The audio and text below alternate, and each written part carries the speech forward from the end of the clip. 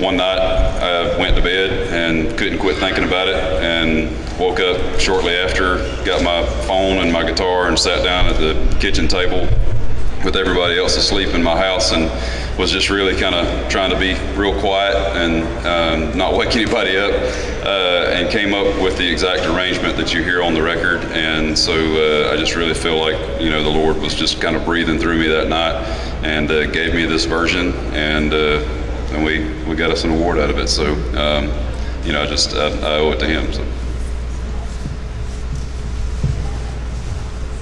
Have your country fans enjoyed it? Absolutely. Playing it live every night. As a person or as a family, do y'all have a morning routine that you do? I didn't hear the last part, sorry. Do you have a morning routine that you do as a family?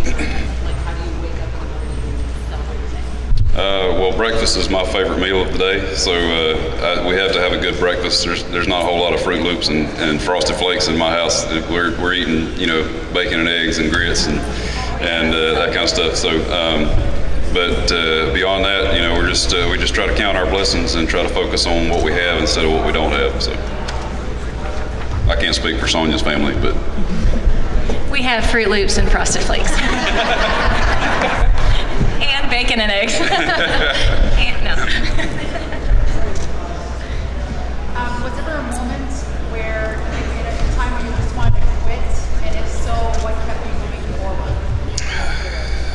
Yeah, there's definitely been some moments that I felt like quitting, but 2004 probably was, for me, probably the best and worst year of my life.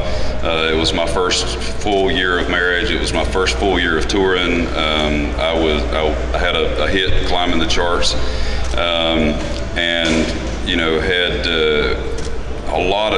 most of my challenges and stress was really coming from the business side of things, and nobody ever told me that I was going to have to be my own boss and have to deal with, you know, the business side of things. All I wanted to do was just get on a bus and go sing every night, and so that kind of allowed me to grow up really faster than I would have liked. But yeah, I started, you know, dealing with a lot of stress that year. But I kept going back to the moment when God kind of promised this career to me, and He basically told me to trust Him no matter what, and it was the no matter what part that I struggled with, but I had to cling to Him and know that He was going to pull me through it. So.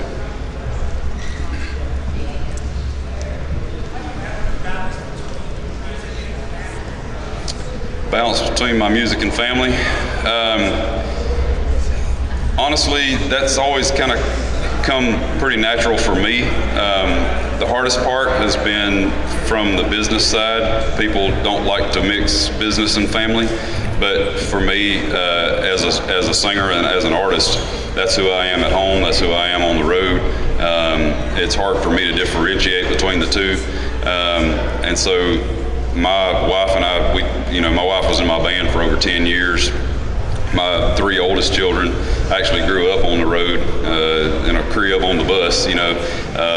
But like I say, it was just facing opposition from people in the business early on that kind of thought that was kind of weird. And once they realized that we could actually make it work, they kind of eased off and let us do our thing. So. One last question, if there are any more questions. What's next? We're gonna go celebrate this, I guess. Go get some Mexican food or something.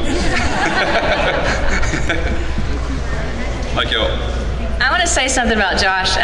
You know, I was thrilled when he invited me to come sing on his album, and not only one song, but 2 songs. And I'm so proud of him because he lives what he sings on this record. And I feel like his voice is so pure and rich. Like if God sang, it would sound like Josh Turner. I don't know, like a deep voice. I also think God has your CD in His player up there because it's so good and anointed. And I just want to thank Josh for allowing me to be a part of his career and his life and this gospel album. And I just want to commend him for taking the gospel to the world. And that's what it's all about, isn't it? So thank you all.